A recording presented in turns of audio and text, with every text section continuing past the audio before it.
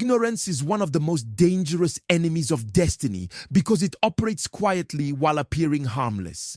Many people assume that sincerity is enough, that passion alone guarantees progress, but the spiritual realm does not respond to emotions, it responds to laws. When a person lacks understanding of the principles that govern advancement, increase, and sustained victory, they can love God deeply and still remain stagnant for years. This is why some people pray, fast, and cry sincerely, yet see little visible change. It is not because God is unfair, but because results are tied to light. The adversary thrives where knowledge is absent. Darkness is not a force on its own. It is simply the absence of light. When understanding is missing, confusion takes over, and confusion weakens faith. Many believers are not under attack. They are underinformed. They misinterpret seasons, misjudge opportunities, and misunderstand divine processes. Because of this, they waste time fighting battles that are not theirs to fight while ignoring adjustments that could change everything. There are spiritual laws that govern progress, just as natural laws govern the physical world. You do not break these laws. You only break yourself against them. Honor attracts favor. Diligence invites increase. Faith works through understanding. Seed time and harvest do not respond to desperation. They respond to correct alignment. When these laws are unknown, people unknowingly violate them and then blame God for the consequences.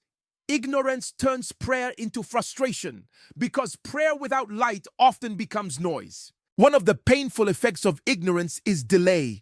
Destiny does not move at the speed of desire, it moves at the speed of revelation. The moment light comes, movement begins. That is why instruction can save years of struggle. One truth understood and applied can accomplish what years of effort could not. The enemy knows this, which is why he fights access to truth more than he fights prayer. If he can keep you busy without understanding, he has effectively blocked progress. Ignorance also creates vulnerability. A person who lacks knowledge is easily deceived, easily manipulated, and easily discouraged. They interpret challenges as signs of failure instead of signs of transition. They quit too early because they do not understand process. They abandon assignments because they do not recognize pruning. What they call delay is often preparation, but without understanding, preparation feels like punishment. Breakthroughs are not released to effort, they are released to alignment. Alignment begins with understanding. When light enters, clarity replaces confusion and confidence replaces fear. You begin to pray with precision instead of panic. You stop reacting emotionally and start responding strategically. You know what to resist and what to accept. You recognize when to wait and when to act. The greatest attack on your destiny may not be opposition, but ignorance. This is why growth requires learning, listening, and humility. The moment you decide to pursue understanding, you step out of the enemy's advantage. When light increases, resistance decreases. Your breakthrough is not far. It is waiting on the arrival of understanding. The battlefield of destiny is often not circumstances, but the mind. Long before the enemy attempts to stop a person externally, he first seeks agreement internally. Thoughts are powerful because they quietly shape perception, and perception eventually shapes decisions. Many people are blocked not because doors are closed, but because their thinking has been trained to expect limitation. When the mind consistently rehearses defeat, fear, or unworthiness, faith struggles to find expression and progress becomes difficult. Negative thinking does not usually appear loud or aggressive. It often comes disguised as realism, caution, or past experience. A person fails once and begins to believe failure is their identity. A delay occurs and the mind concludes that nothing ever works. Over time, these thoughts form patterns, and patterns become strongholds. A stronghold is not merely a bad thought. It is a thought that has been repeated long enough to feel true. Once a thought feels true, it begins to direct behavior without resistance. The enemy understands that he does not need to stop your prayer life if he can poison your thought life. You may pray boldly in public, but quietly doubt yourself in private. You may declare promises, but internally question whether they apply to you. This inner contradiction weakens spiritual authority. Faith speaks, but the mind hesitates, and hesitation creates instability. A divided mind cannot sustain momentum. Negative thinking also subtly erodes consistency. When the mind expects disappointment, effort begins to feel pointless. Discipline becomes hard because the heart is no longer convinced that obedience will produce results. People stop pressing not because God failed them, but because their thoughts convince them that effort is wasted. The enemy celebrates this stage because resistance fades without confrontation. Another danger of negative thinking is comparison. When the mind constantly measures progress against others, gratitude dies and frustration grows. People begin to believe they are behind, forgotten, or less favored. This mindset blinds them to their own journey and unique assignment. Comparison creates impatience, and impatience leads to shortcuts that often bring regret. What the enemy cannot stop, he tries to rush, and a rushed destiny is easily damaged. Negative thinking also affects spiritual perception. When the mind is filled with fear and doubt, discernment weakens. Opportunities look like risks.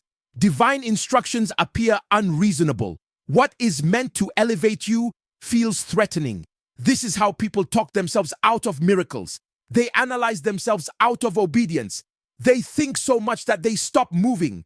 Transformation begins when the mind is renewed. This is not positive thinking. It is truth-based thinking. The mind must be trained to agree with what God says rather than what circumstances suggest. Thoughts must be challenged, not entertained. Every repeated thought is either building your future or reinforcing your limitations. As long as the enemy controls your thinking, he does not need chains. The moment your mind is aligned with truth, resistance loses power. When thoughts change, faith finds stability. When faith stabilizes, consistency returns. Breakthrough often begins not with a change in situation, but with a change in what you allow to live in your mind. Disobedience rarely announces itself as rebellion. More often it appears as delay, convenience, or selective obedience. Many people are willing to obey God when instructions align with comfort, reputation, or logic. But resistance begins when obedience demands sacrifice. The enemy understands this weakness and uses it skillfully. He knows that delayed obedience can be just as destructive as outright refusal, because momentum in the spirit is time sensitive. Divine instructions are never random. They are precise responses to seasons, battles, and transitions. Sometimes an instruction looks small, almost insignificant, but it carries within it the key to access the next level, a conversation to initiate, a habit to abandon, a relationship to step away from, a step of faith to take. When these instructions are ignored or postponed, doors remain closed, not because God is withholding favor, but because alignment has not yet occurred. Disobedience weakens spiritual authority. Authority flows from submission, and when submission is partial, authority becomes inconsistent. Many people want power without process and results without responsibility. They pray for open heavens while quietly resisting heaven's instructions. Over time, this creates frustration because effort is expended without corresponding progress. The enemy thrives in this gap, amplifying discouragement and confusion. Another danger of disobedience is that it distorts spiritual sensitivity. The more a person ignores instructions, the harder it becomes to recognize the next one. Conscience becomes dull, discernment weakens, and clarity fades. What was once a clear prompting becomes noise. This is how people drift, not suddenly, but gradually. They do not fall into error, they slide into compromise. Disobedience also invites unnecessary battles. Many struggles are not attacks from the enemy, but consequences of misalignment. When a person steps outside divine order, they expose themselves to resistance they were never meant to fight. They begin to rebuke what should be corrected and bind what should be surrendered. This is exhausting and unproductive. Grace is strongest where obedience is present. One of the reasons disobedience persists is pride. Pride convinces a person that they know better, that their timing is wiser, or that obedience can wait. But destiny does not respond to intention, it responds to action. Heaven honors those who act on instruction, even when understanding is incomplete. Obedience is proof of trust, and trust is the language heaven responds to. Breakthroughs often sit on the other side of uncomfortable obedience. The enemy magnifies the cost of obedience while hiding the cost of disobedience. What feels like protection today may become limitation tomorrow. What seems wise in the moment may create regret later. Obedience may feel risky, but disobedience is always more expensive. When alignment is restored, momentum returns. Peace replaces struggle, clarity replaces confusion, and progress becomes evident.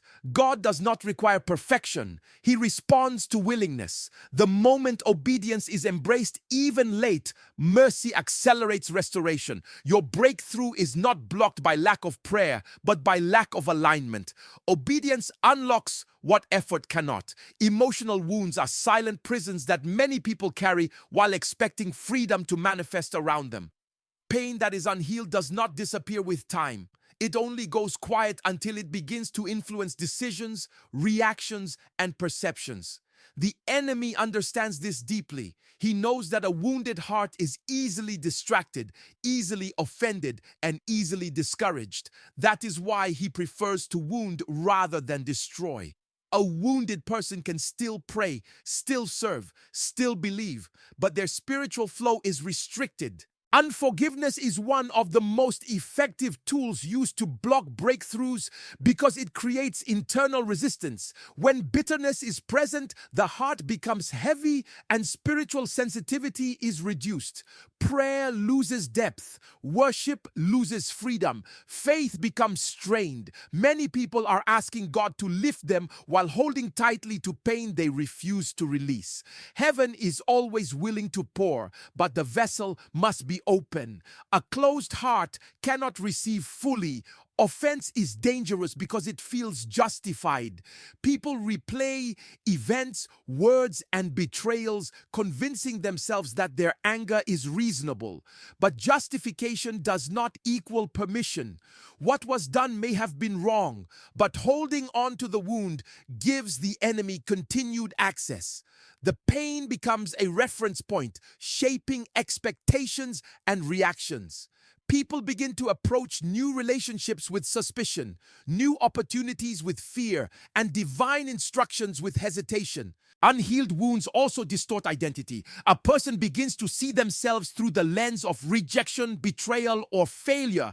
Confidence erodes quietly. Courage weakens subtly. They may still function outwardly, but inwardly they are guarded. This guardedness limits vulnerability, and without vulnerability, growth slows down. Breakthrough requires openness, but wounds teach people to protect themselves instead of trusting the process. The enemy also uses emotional wounds to interrupt destiny connections. People withdraw prematurely, misinterpret intentions, and sabotage healthy relationships. They push away helpers and cling to isolation, calling it wisdom. What they label discernment is often fear dressed in spirituality. Isolation feels safe, but destiny is rarely fulfilled alone. Healing restores the ability to connect without suspicion. Forgiveness is not denying pain.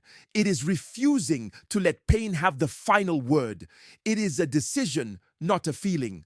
Waiting to feel ready often prolongs captivity. Forgiveness releases you, not the offender. It removes the legal ground the enemy uses to resist progress. When forgiveness is embraced, peace returns, and peace restores spiritual clarity. You begin to hear God without the noise of pain interrupting every instruction. Healing also requires humility. Pride keeps wounds hidden, but humility invites restoration. Admitting hurt is not weakness, it is wisdom. God heals what is exposed, not what is defended. Many breakthroughs are delayed not because of lack of power, but because of unresolved unresolved pain buried under activity. When the heart is healed, spiritual doors open effortlessly. Joy returns. Confidence stabilizes. Faith flows without strain. The enemy loses leverage because wounds are no longer available for manipulation. Healing is not optional for destiny. It is essential. The moment unforgiveness is released, blockage gives way and progress resumes. Spiritual laziness rarely looks like rebellion. It looks like familiarity. It begins when hunger fades and discipline is replaced with convenience. The enemy does not need to stop a person who has stopped pressing. When prayer becomes optional, when the word becomes occasional, and when spiritual routines are treated casually, strength begins to drain quietly. Nothing dramatic happens at first, but over time, sensitivity weakens and momentum slows. Many people confuse activity with intimacy. They are busy, involved, and visible, yet inwardly dry. The private place is neglected while the public place is maintained. The enemy understands that power is not sustained by moments of excitement, but by consistency in secret. Breakthroughs are born where no one is watching. When the secret place is ignored, public victories become short-lived. Lack of discipline affects spiritual perception. A person who does not pray consistently begins to react emotionally instead of responding spiritually. Challenges feel heavier than they should because inner strength is low. The word is what builds perspective, and without it, situations appear bigger than promises. Faith does not die suddenly. It weakens gradually through neglect. Spiritual laziness also creates vulnerability to temptation and discouragement. When spiritual defenses are down, small compromises feel harmless. A skipped prayer becomes a skipped day. A skipped day becomes a habit. Over time, conviction softens and standards shift. The enemy does not rush this process. He is patient. He knows that erosion is more effective than attack. Another danger of spiritual laziness is inconsistency. A person may pray intensely during crisis but disappear during calm seasons. This produces a cycle of panic-driven spirituality rather than principle-driven growth. Breakthrough requires stamina, and stamina is built through daily engagement, not emergency responses. Those who only seek God when desperate remain unstable because depth is never developed. Discipline is not punishment, it is protection. Prayer sharpens discernment. The word renews the mind. Worship realigns the heart. Fasting strengthens spiritual authority. These are not religious activities, they are spiritual investments. When they are neglected, spiritual capital is depleted and resistance becomes harder to overcome. The enemy also uses distraction as a substitute for attack. Noise, busyness, and entertainment crowd out stillness. The soul becomes full, but the spirit remains empty. Many people are not sinful, they are distracted. Yet distraction can be just as damaging because it robs the spirit of focus. Destiny requires attention, and attention is sustained by discipline. Strength returns when discipline is restored. The moment a person decides to be consistent again, grace responds. God does not shame those who return, He strengthens them. Hunger can be reignited. Sensitivity can be restored. Momentum can be rebuilt. Spiritual laziness is not a permanent condition. It is a choice, and choices can be changed. When discipline is embraced, authority increases. Confidence returns. Prayer becomes effective again. The enemy loses ground because strength is restored. Breakthroughs are not resisted by lack of desire, but by lack of discipline. When consistency is reestablished, resistance weakens and progress resumes. Wrong associations are one of the most underestimated tools the enemy uses to slow down or completely derail destiny. Many people pray for elevation while remaining connected to environments and relationships that drain spiritual strength. Destiny is not only determined by personal desire, but also by the atmosphere a person consistently submits to. You cannot soar in an environment that celebrates limitation and mocks growth. What you tolerate around you eventually shapes what you become. Every relationship carries a spiritual effect. Some connections sharpen vision while others subtly dull it. The enemy does not always send people to fight you. Sometimes he sends people to normalize stagnation. Conversations that constantly focus on fear, complaints, and doubt slowly influence the heart. Over time, what once felt uncomfortable begins to feel normal. This is how people settle for less without realizing when the shift happened. Wrong associations also affect spiritual hunger. When a person is surrounded by people who treat spiritual matters casually, zeal begins to fade. Passion is contagious, but so is apathy. If those around you have no appetite for growth, discipline becomes harder to maintain. You begin to explain away commitment and justify compromise. The enemy understands that he can weaken a person's fire without extinguishing it completely simply by changing their environment. Another danger is that wrong associations can create resistance to divine instructions.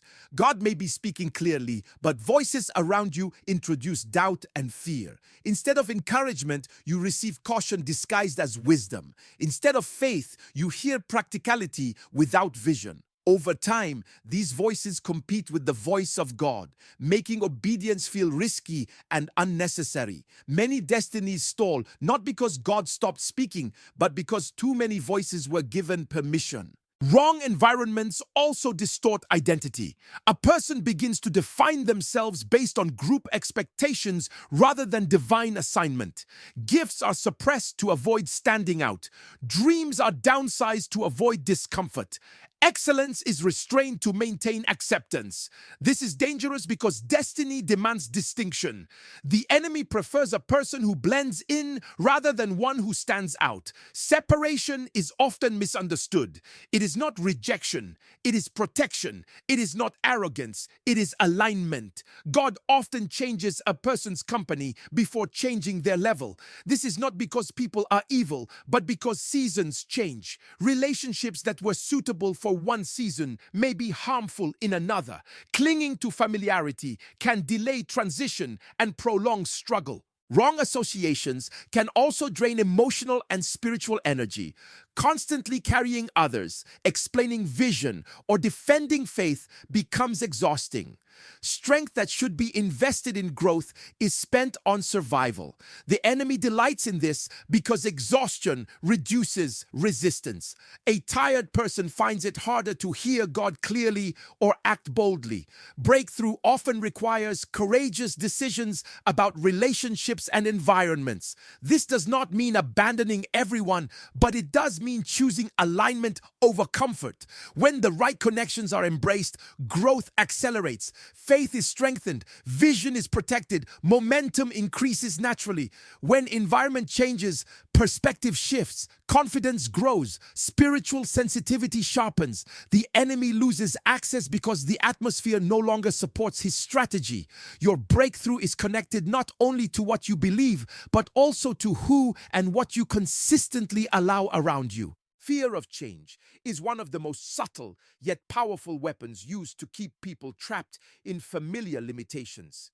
Many people desire breakthrough, but they secretly fear the transformation that breakthrough demands. Change threatens comfort, routines, and identities that have been formed around survival rather than purpose.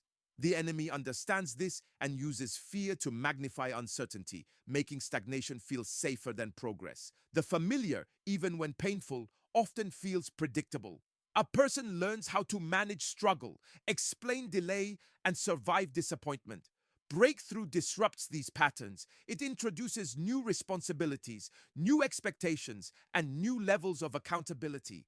For many, this feels overwhelming. The mind begins to ask questions that sound wise but are rooted in fear. What if it fails? What if it costs too much? What if I am not ready? These questions paralyze action. Fear of change also disguises itself as patience. People claim they are waiting on God when God is waiting on their movement. Delay is spiritual when God instructs it, but delay driven by fear becomes disobedience. The enemy thrives in this confusion. He knows that as long as a person delays transition, momentum is lost. Destiny requires movement, and fear specializes in immobilization. Another danger of fearing change is attachment to identity. People become known for who they were in a previous season. They build comfort around past experiences, past victories, or even past failures. Growth demands that identity be updated. The enemy resists this because a person who evolves is harder to control. He prefers predictable patterns over dynamic faith. Fear also exaggerates the cost of obedience while hiding the cost of staying the same. Remaining in the familiar slowly drains joy, confidence, and passion. What begins as comfort eventually becomes frustration. Many people are more afraid of the unknown than they are tired of stagnation. This is how years pass with little change, even though potential is present. The enemy also uses fear to distort perception of God. People begin to see God as demanding rather than faithful. They fear that obedience will lead to loss rather than fulfillment. This misrepresentation weakens trust. When trust is low, faith hesitates. When faith hesitates, movement stops. Breakthrough cannot manifest where trust is absent. Courage is not the absence of fear. It is the decision to move despite it. Every significant transition in destiny requires courage. The enemy knows that if he can keep fear loud, he can keep faith quiet. But faith grows when acted upon. Movement strengthens confidence. Obedience clarifies direction. Change is the pathway through which God introduces expansion. New levels require new thinking, new habits, and new perspectives. Refusing change is refusing growth. The comfort zone may feel safe, but it is often the most dangerous place for destiny because nothing grows there. When fear is confronted and movement begins, grace responds. Strength rises. Clarity increases. Peace follows obedience. The enemy loses leverage because fear no longer controls decisions. Breakthrough does not come to those who wait for fear to leave, but to those who move while trusting God.